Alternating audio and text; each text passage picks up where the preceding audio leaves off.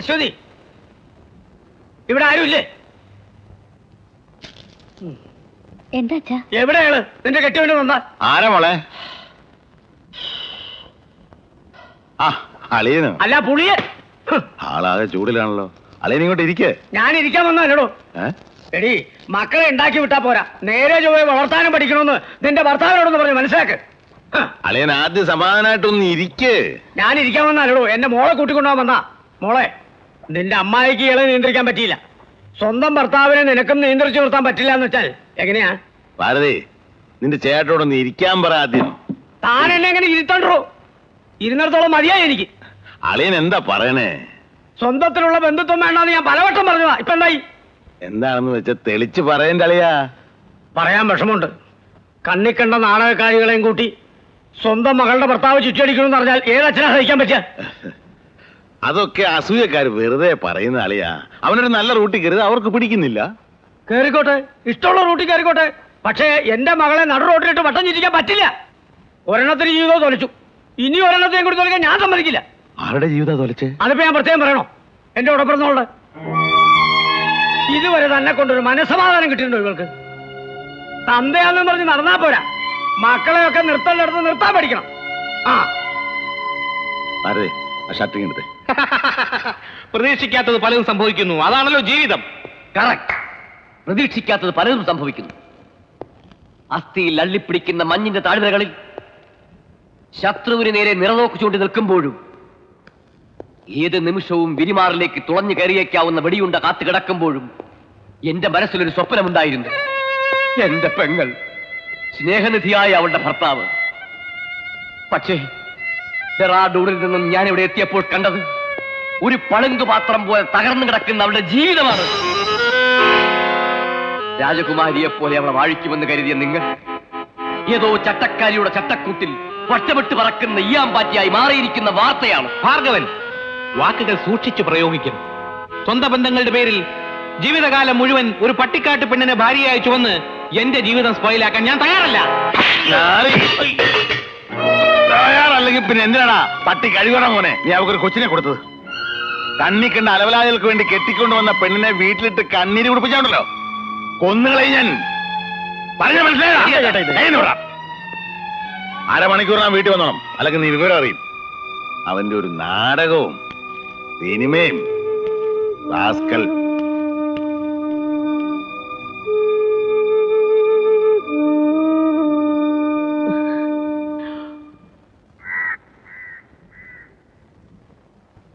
ദേവനിപ്പോ വരും. അച്ഛനെന്നുള്ള നിലയിൽ ചെയ്യാവുന്നതെല്ലാം ഞാൻ ചെയ്തിട്ടുണ്ട്. വന്നു കഴിഞ്ഞാ അളിയന് ഇഷ്ടമുള്ളിടത്തേക്ക് അവനെ കൊണ്ടുപോയിക്കോ. ഇനി ഇവിടെ നിന്ന് ചീത്തയായി എന്നുള്ള പേര് ദോഷം വേണ്ട. താമല്ല അതിക്രമം കാണിച്ചോ? അതൊന്നും ആരും അറിയണ്ട. അവൻ വരുന്ന ഉറപ്പാണോ? മാധവൻ നായർക്ക് ഒരു നാക്കേ ഉള്ളൂ, ഒരു വാക്കും. മാധവൻ ഇരിക്കാറായിട്ടില്ല അളിയാ. നീ ഒരു കാര്യം കൂടെ പരിഹരിക്കാനുണ്ട്. അളിയന് എന്നോട് വിഷമമൊന്നും തോന്നരുത്. തിരിച്ചു പോകുമ്പോഴേ പെങ്ങളെ കൂടെ കൊണ്ടുപോയിക്കോ. എന്തായി പറയണേ? മലയാളം എന്റെ കൂടെ പൊറുക്കാൻ തുടങ്ങിയതിന് ശേഷം പെങ്ങൾക്ക് മനസ്സമാധാനം ഉണ്ടായിട്ടില്ലെന്ന് പറഞ്ഞില്ലേ, ആ പരാതി ഇന്നങ്ങ് തീർക്കാൻ പോവാ. ഇരിക്കാറായിട്ടില്ലെന്നേ. മനസ്സമാധാനം ഇല്ലാത്ത ജീവിതം മുമ്പോട്ട് തുടരരുത്. ഇയാള് സമ്മതിച്ച വിവാഹമോചനത്തിന് വരെ ഞാൻ ഒരുക്കുക. മാധവ, അളിയൻ ചൂടാവണ്ട. അവിടെ പറയട്ടെ. എന്ത് പറയുന്നു? സമ്മതം.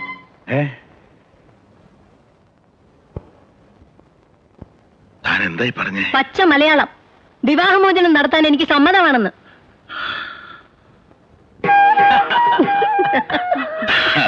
ശരി, ഇത്രയും വലിയൊരു തുറുപ്പൂല നിന്റെ ഉണ്ടെന്ന് ഞാൻ അറിഞ്ഞില്ല.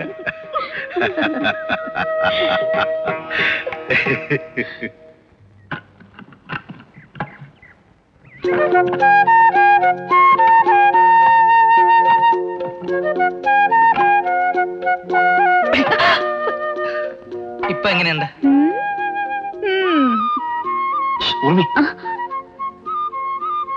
ഫോട്ടോ കണ്ടേ?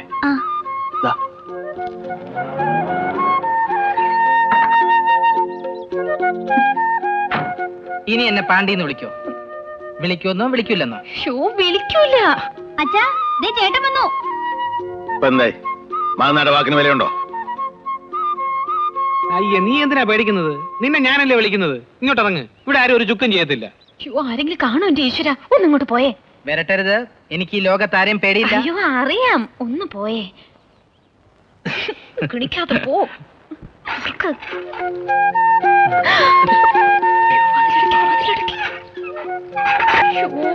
അവർക്ക് ചെടി നനയ്ക്കാൻ കണ്ട ഒരു നേരം.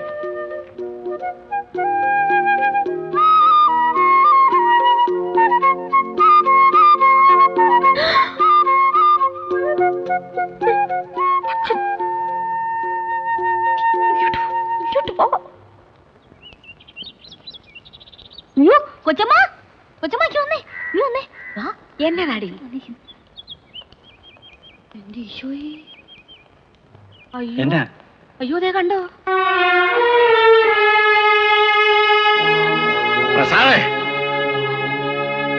അതെ, പ്രസാദ് തന്നെ. എനിക്കുമുണ്ട് എന്റേതായ ചില പ്രശ്നങ്ങള്. അത്രയും പേരുടെ മുമ്പിൽ ചെന്നെ അടിച്ച് നാറ്റിച്ചില്ലേ, അതിന് പകരമായി ഈ അടി. ഇനി ഞാൻ എവളുടെ കൂടെയാ താമസിക്കാൻ പോണത്?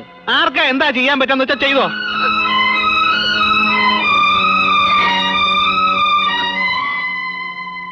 മോനെ, അമ്മ കരയണ്ട, അച്ഛന് മാത്രമല്ല വാശി, എനിക്കുണ്ട്. പടി. എന്താ മതിയായോ എനിക്ക്? എന്റെ പട്ടി അറിയില്ല തന്റെ പഠിക്കാത്ത മോളെ. എടുക്കാനുള്ളതെന്ന് വെച്ചത് എടുത്തോ. മതി ഇവിടുത്തെ പൊറുതി. നിനക്കും കുഞ്ഞിനും ഒരു നേരത്തെ കഞ്ഞി തരാൻ ഈ അച്ഛന് ആരും ഔദാര്യം വേണ്ട. ഞാൻ വരില്ല. പട്ടിണിയായാലും പാടായാലും എന്റെ വീടിതാ.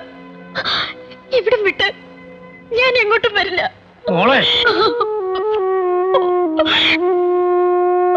കേട്ടില്ലേ? എന്റെ മകളെ ഞാൻ അങ്ങനെ വളർത്തിയിട്ടുള്ളത്. ഇയാളുടെ മകന് കൊടുക്കാൻ എനിക്ക് ഇഷ്ടമുണ്ടായിട്ടില്ല. ഇവളെ വന്ന് കാല് പിടിച്ചതുകൊണ്ടാ. ഇതിലും നല്ലതേ വല്ല കടലിലും കെട്ടിത്താക്കുമായിരുന്നു. കൊച്ചമ്മേ, ഇത് ഞങ്ങളുടെ കുടുംബകാര്യ, ഞങ്ങൾ തീർത്തോളാം. അങ്ങനെ തീർത്താ പോരല്ലോ. ഇത് എന്റെ വീടാ, എനിക്കും ചില ഉത്തരവാദിത്തങ്ങളൊക്കെ ഉണ്ട്. നാളികേരക്കാരെ അടച്ചു വിളിച്ച് കൊട്ടും കുരവിയായിട്ട് ആഘോഷമായിട്ട് നടത്തിയ കല്യാണമാ. 15 പവന്റെ ആഭരണങ്ങൾ, 14 കൂട്ടം കറികള്, പപ്പടം, പഴം, പായസം, അടപ്രഥമൻ. അല്ലാതെ ബന്ധത്തിലാന്ന് വെച്ച് പറഞ്ഞ ഉന്തിത്തള്ളി വിട്ടൊന്നുമില്ല. കേട്ടാ, എന്തിനാ ഇതൊക്കെ നാട്ടുകാരെ അറിയിക്കേ? അറിയട്ടടി, എല്ലാരും അറിയട്ടെ. താൻ എന്നെ അളിയാന്നൊന്നും വിളിക്കണ്ട. നമ്മൾ തമ്മിൽ ഇനി അങ്ങനെ ഒരു ബന്ധമില്ല. എല്ലാം എവിടെ വെച്ച് മുറിച്ചിട്ട് ഞാൻ.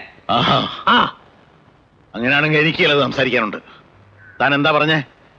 4 കരക്കാരെ അടക്കി വിളിച്ചെന്നോ? അതിനൂടെ ആകെ 2 കരക്കാരല്ലേ ഉള്ളൂ. അതിൽ തന്നെ അണ്ടനും അടകോടനും എല്ലാം കൂടെ ചേർത്ത് 50 പേരിക്കുള്ളൂ വരുമോ? പിന്നെ സദ്യ. ഈശ്വരനെ ഓർത്ത്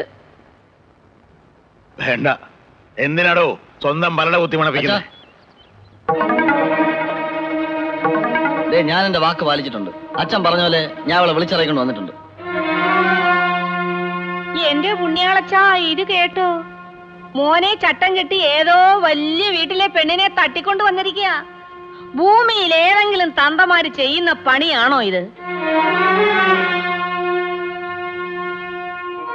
നാണം കെട്ടവന്റെ ആസനത്തിൽ ആര് മുളച്ച? അത് വെറുതാണല്ല. ഈ നാണം കെട്ടവന്റെ കുടുംബത്തിലേക്ക് എന്റെ മകള് കുരുതി കൊടുക്കേണ്ടി വന്നല്ലോ ഭഗവാനെ. താൻ ഇനി ഒരു അക്ഷരം മിണ്ടരുത്. എന്റെ മക്കളുടെ പ്രശ്നമാണ്. തനിക്കിൽ എന്താ കാര്യം? ഇറങ്ങിപ്പോ. എടി, ആ സഞ്ചി എടുത്തോളൂ. എടി, ആരെ പൊന്നും കൊടുത്ത് സഞ്ചി.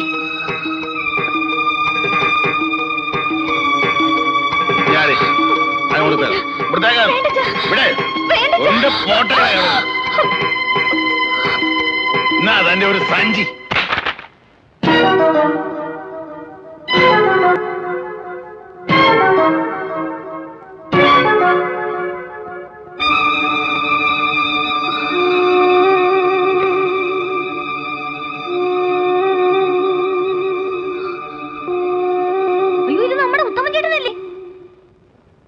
അപ്പോഴേ താനിത് എന്തിനുള്ള പുറപ്പാടാ?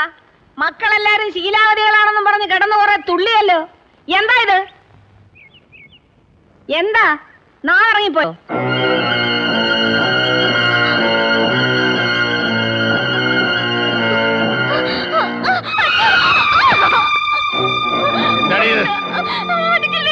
എന്താണെന്ന് ചോദിച്ചേ?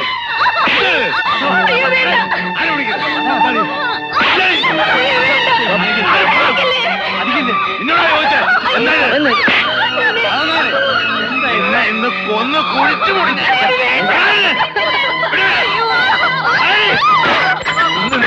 അവസാനിപ്പിക്കും.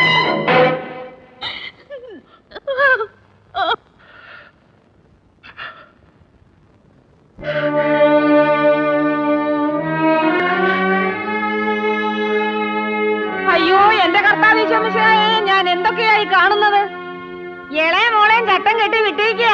എന്തിന്? എന്റെ വീട്ടിന്റെ മുറ്റത്തെ ഗർഭസത്യാഗ്രഹം ഇരിക്കാൻ. നാണം ഉണ്ടോടോ തനിക്ക്? ഒരു പൂമുറ്റത്ത് മാധവൻ നായർ. കൊച്ചമ്മേ, മനസ്സാവാതെ ഞാൻ ഇതൊന്നും അറിഞ്ഞല്ല.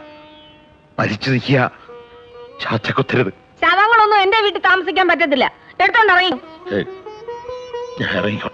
എപ്പോ ഇറങ്ങാമെന്ന്? എത്രയും വേഗം ഞങ്ങൾ ഇറങ്ങിത്തരാം. ഇനി നിങ്ങളെപ്പോഴുള്ള അവതാരത്തിന് വേണ്ടി കാത്തിടക്കില്ല. സ്വന്തമായിട്ടൊരു തൊണ്ടും മണ്ണ് വാങ്ങി അതൊരു കൂര വെച്ച് അങ്ങോട്ടേ മാറൂ. പരവാസ്തുലയ്ക്ക് ആദ്യം ക്ഷണിക്കുന്ന നിങ്ങളെ ആയിരിക്കും. ഭാരതി, മക്കളെ വിളിച്ചോണ്ട് കയറുക.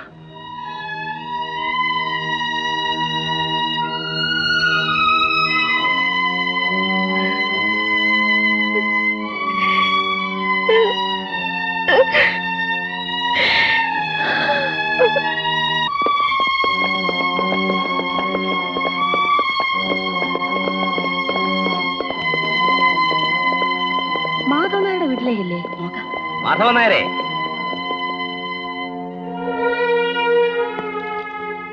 കൊള്ളാവുന്ന വീട്ടിലെ പെമ്പിള്ളേരെ തട്ടിക്കൊണ്ട് പോകാനാണ് പണി അല്ലടാ. ഇവിടെ ആരെയും തട്ടിക്കൊണ്ട് പോന്നിട്ടൊന്നുമില്ല. ദീപേ, എന്താ? ഞാൻ എന്റെ സ്വന്തം ഇഷ്ടത്തോടെ ഇറങ്ങി പോന്നതാ. ഇവർ രണ്ടുപേരും പ്രായപൂർത്തിയായവരാ. തൽക്കാലം ഒരു ചടങ്ങ് എന്നുള്ള നിലയിൽ വിവാഹം രജിസ്റ്ററാക്കിയിട്ടുണ്ട്. വേണമെങ്കിൽ അതിന്റെ സർട്ടിഫിക്കറ്റ് ഹാജരാക്കാം. വേണമെങ്കിൽ പോലീസ് സ്റ്റേഷൻ വെച്ച് ഒന്നുകൂടെ കെട്ടാനും ഞങ്ങൾക്ക് സമ്മതം.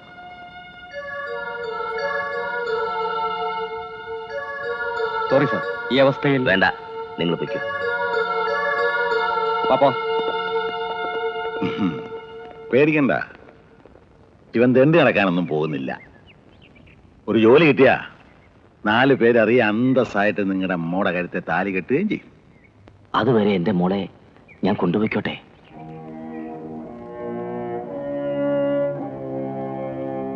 ആ, അതിന് വിരോധമില്ല. പക്ഷെ എന്നിവന് ജോലി കിട്ടുന്നു അന്ന് നാട്ടുകിടപ്പനുസരിച്ച് ഞങ്ങൾ വന്ന് ചോദിക്കും. അപ്പൊ തിരിച്ചു തരണം. തമ്മിൽ അത്ര ഇഷ്ടമായോണ്ടാ.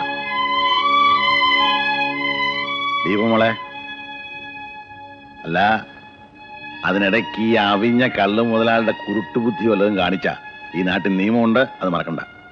ഇല്ല, മറക്കാൻ പാടില്ലാത്ത ഒന്നും KRC മറക്കാറില്ല. അത് മതി. വാ.